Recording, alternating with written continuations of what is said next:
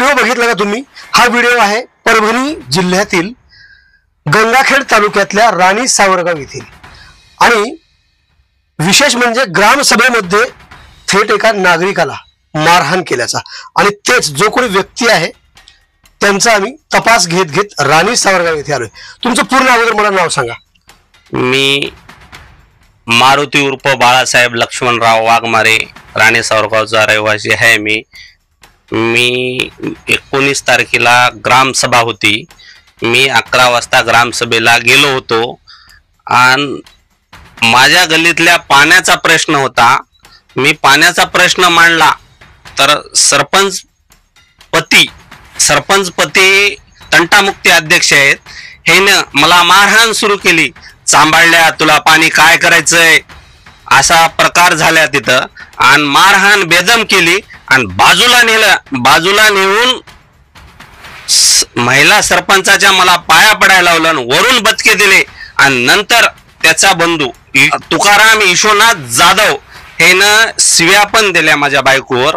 आणि ह्या तिघजण भाऊ आहेत, ज्ञानेश्वर ईशोनाथ जाधव, शंकर ईशोनाथ जाधव आणि त्याच्यानंतर तुकाराम ईशोनाथ जाधव, तेजेस ज्ञानेश्वर जाधव आणि गणेश वसंत जाधव.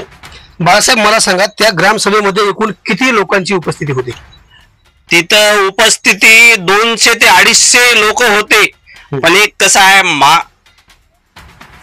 ओबीसीचे लोक, बाकीचे इतर लोक त्यांना प्रश्न विचारत होते का? तुम्ही जसे विचारले त्या लोकांनी विचारले? हा, बाकीच्याला विचारले, पण ख्यायची हुकुमशाही आहे. सरपंचपती ज्ञानेश्वर ईशोनाथ जाधव याची हुकुमशाही आहे. प्रत्येकाला दटून आले, तुला काय करायचं, गाव तोडून घ्या, तुमची गल्ली तोडून घ्या, म्हणजे हुकुमशाहीच्या पद्धतीत. नाही, मारहाणीपर्यंत विषय कशामुळे पोहोचला? भर सभेमध्ये तुमच्यावर त्यांनी हातात छत्री होती, त्यांच्या त्या छत्रीनं मारलं आणि त्याच्या शेजारी जो व्यक्ती होता त्यांनी हाताने तुम्हाला मारलं. नेमकं मारहाणीपर्यंत विषय कशामुळे वाढत गेला? मी माझ्या गल्लीतला पाण्याचा विषय मांडल्यामुळे, सांभाळल्या, तुला पाणी काय करायचंय म्हणून ह्या इशाहून मारहाण केली मला. तुम्ही कोणती निवडणूक वगैरे लढवली का आजपर्यंत? आजपर्यंत मी कोणची निवडणूक लढवलेली नाही आणि इथून पुढे जर लढवायचे असले तर ते पुढे बघूत, पण आजपर्यंत कुठलीच इलेक्शन मी लढवलेलं नाही. आता महत्वाच्या मुद्द्याकडे वळूया. मागे कधी कोणत्या कारणावरून तुमच्या दोघांमध्ये किंवा त्यांच्या सोबतच्या किंवा त्यांच्या सहवासातल्या व्यक्तींसोबत कोणत्या कारणावरून तक्रार वगैरे झाली होती का?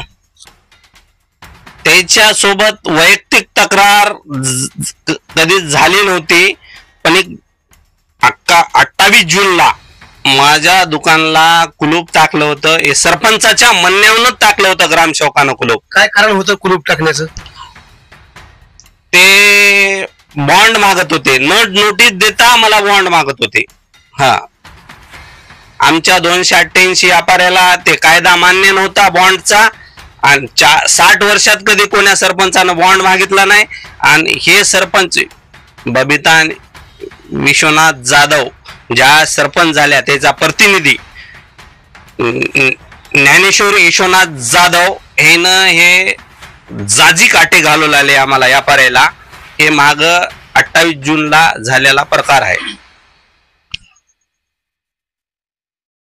स्वतंत्र भारतातील लोकशाही असणाऱ्या पुरोगामी म्हणणाऱ्या महाराष्ट्रामध्ये एका नागरिकाला प्रश्न विचारल्याच्या कारणावरून थेट मारहाण केली जाते.